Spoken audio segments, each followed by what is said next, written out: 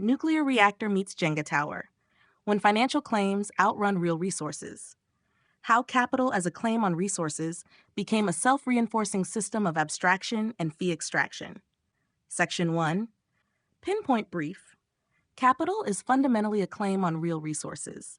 Modern finance has evolved into a dual system, a powerful nuclear reactor that multiplies credit and coordinates economic activity, stacked with a fragile Jenga tower of derivatives and abstractions optimized for fee extraction.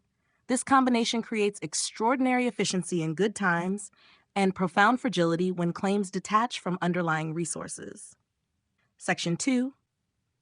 The reactor works through fractional reserve banking and central bank mechanisms. A small base of equity and reserves supports a much larger volume of loans and deposits. In stylized terms, $100 of equity can back $10,000 of credit, representing 100 to 1 leverage, though real-world ratios are typically 10 to 1 through 30 to 1 after capital rules. One new loan becomes a new deposit elsewhere, triggering further lending in a chain reaction.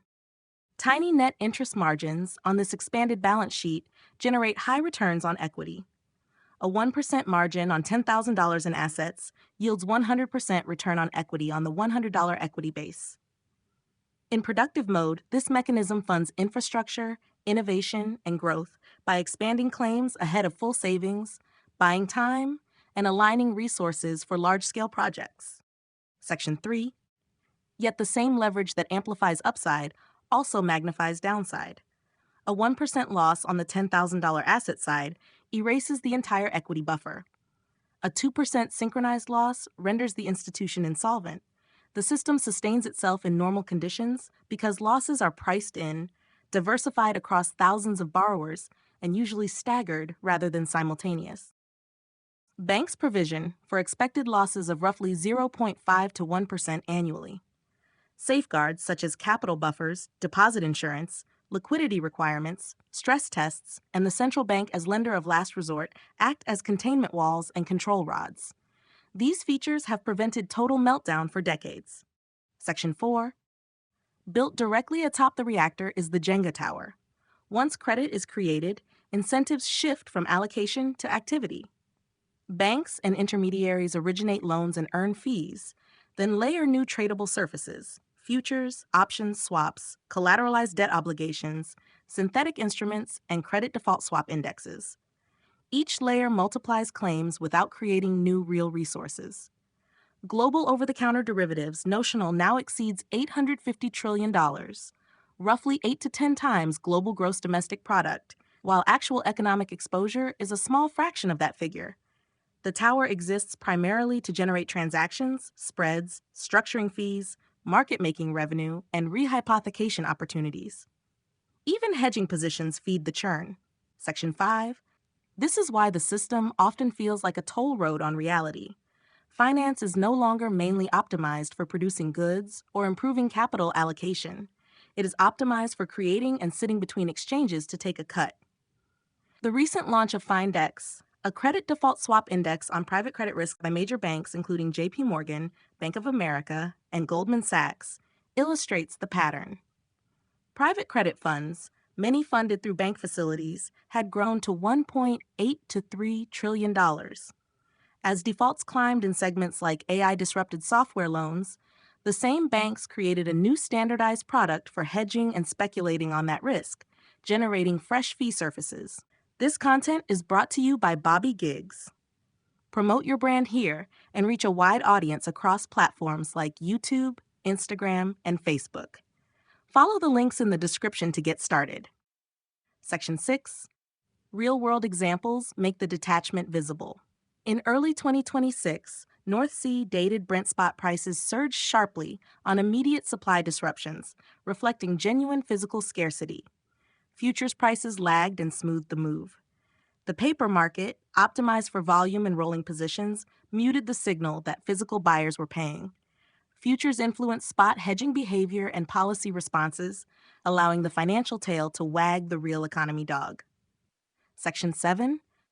Gross domestic product accounting reinforces the dynamic. It measures activity and transactions, not net value creation. Destroying and rebuilding a window, or trading the same risk through multiple derivative layers, both register as positive financial services value added. Government enforcement of property rights, legal tender laws, and implicit guarantees completes the loop, subsidizing risk-taking while celebrating churn. Section 8. The reactor and tower reinforce each other in normal times. Elastic credit expands the base. Abstractions multiply tradable claims and fees. Higher leverage drives higher return on equity, which becomes a competitive necessity, pushing institutions towards similar risk profiles and increasing correlation risk. The system runs close to the edge by design. The deeper risk is progressive detachment. More claims than real resources. More pricing driven by financial flows than fundamentals. More capital chasing abstractions. In stress, the upper layers collapse first. Liquidity in derivatives freezes, counterparties fail, rehypothecated collateral proves illusory, and complex chains unravel.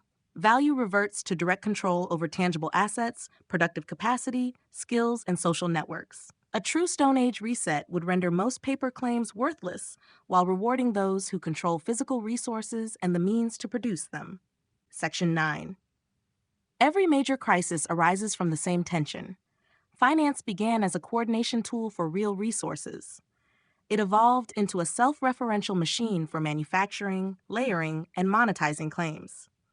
When claims outrun resources and losses synchronize across the credit book, the reactor goes prompt critical and the Jenga tower topples. The system is not broken. It is functioning exactly as incentivized. Maximize claims, maximize transactions, maximize extraction. Safeguards have contained past shocks, but they also socialize tail risks and encourage further layering. The reactor supplies the fuel. The tower keeps stacking blocks higher, extracting rents at every level, until reality forces reconciliation. This is the operating principle we have mapped.